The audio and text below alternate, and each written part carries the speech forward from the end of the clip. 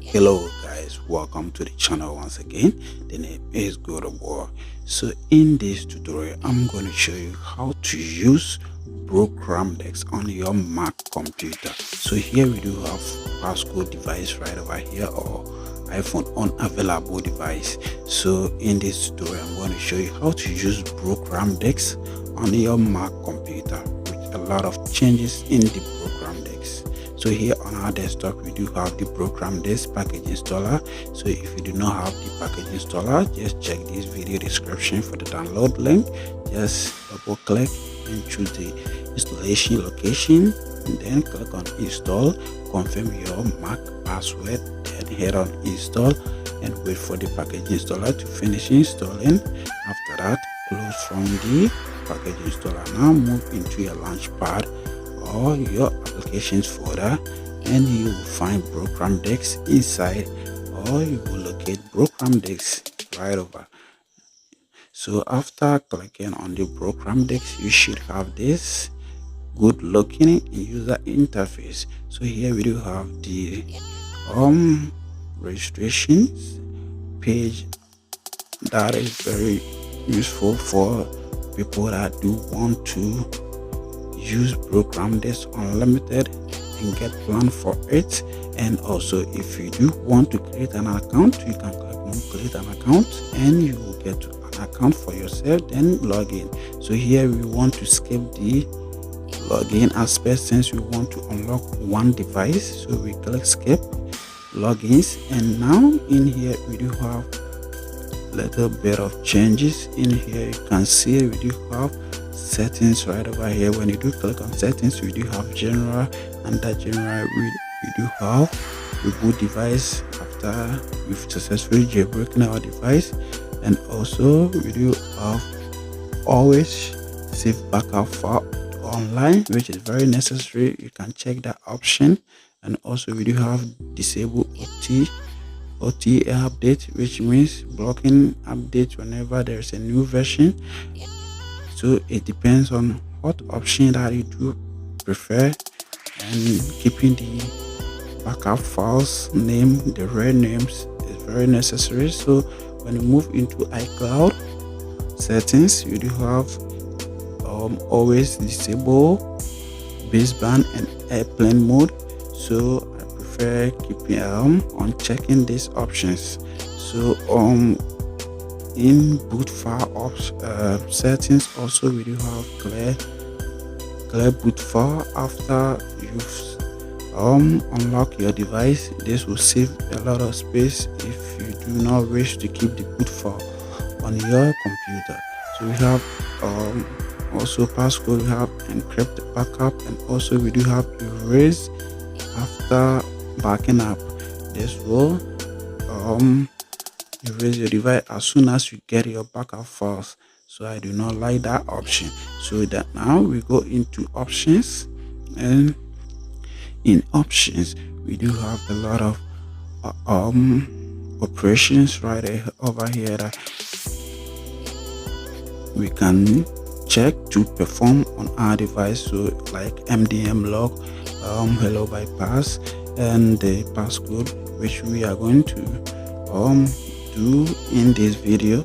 So we can see Broque did added a new option that you do not need to keep your backup files or generate activation ticket whenever you want to bypass hello device. So in here we do see that bypass T2 also is being faded, which will be added in the next update when the Broque Ramdisk new version is being released. So here, after checking the passcode option, we need to connect our device to the computer, and after connecting our device into the computer, you will see a USB restriction. Whenever you do have USB restriction on your device, just shut down your device into recovery mode for Broque to be able to detect your device. So now let's put our device into recovery, and when we get our device into recovery mode, we will get it using the Broque Ramdisk put the device into DFU. Then we'll begin the exploit. Okay, so now we do have our device in recovery mode. So first thing first, when you do get it into recovery, you can either go in and check your OS version by using detect OS version, and you can see that our device is running on iOS 16.4. And since we know our OS version, we can proceed to exploit our device. But since our ECID is not registered, we are being prompted to register our serial number ECID. So I'll do copy my ECID and make a real quick registration, and after the registration get back to you guys. So now we have our device being registered, and now we can click on start, and now we can follow the instruction right over here to get our device into DFU mode by following the instruction in here. So depending on your device, you get a different instruction, like from the iPhone 7 to iPhone X. Then you can use the same key combination to put your device into DFU. So now let's get our device in DFU mode. Okay, so when you are successfully in DFU mode, you should see this page, and you will see your device OS version being selected default. And if your device OS version is not being selected, make sure to go through the drop down list and choose your OS version, and after that you can click on boot iDevice. And if you have any challenges with the downloading of the boot file, you can use you can download your own boot file manually and just place it in the boot directory. And now let's wait for the device to be exploited using our boot file. So let's wait to see our device connecting to SSH successfully. So let's wait. So you have this point right over here that our device is being connected to SSH successfully. So we can now click on OK and proceed to take in our backup. So click next, and when you are on the backup page, make sure to check this option, save account, and this will help you if you want to reset your Apple ID in case you've forgotten your Apple ID and phone number being linked to your Apple ID. This will display that information. So now let's wait for the backup to be done successfully. So you can see now we have our backup being generated successfully. And since we did not check the erase device under passcode settings, we can now check our device backup files to see if they are all intact. And you can see using the red name and not the standard name, you can see we have the red name of the backup files. Now we can proceed to erase our device by clicking on erase device, since we did not check auto erase after backup. So now erase device, and we've successfully erased our device. So we now have to wait for our device to turn on. So click on done, and let's switch to our phone right over here and wait for the erase to take place. And after erasing, I'll get back to you guys. So regarding the download, make sure to check this video description for the download links. So after erasing your device, and if you are still on the iPhone lock to owner, then that's when the backup file come in handy. So now let me set this device real quick and show you that after erasing, we do have iPhone lock to owner. So here we do have the iPhone lock to owner. So now let's switch back to the Mac operating system and use the Broque Ramdisk tool again. So now move the option check passcode by using Ramdisk method, click start, and now let's get our device into recovery. Since Broque is able to detect our device, it will put the device into recovery directly.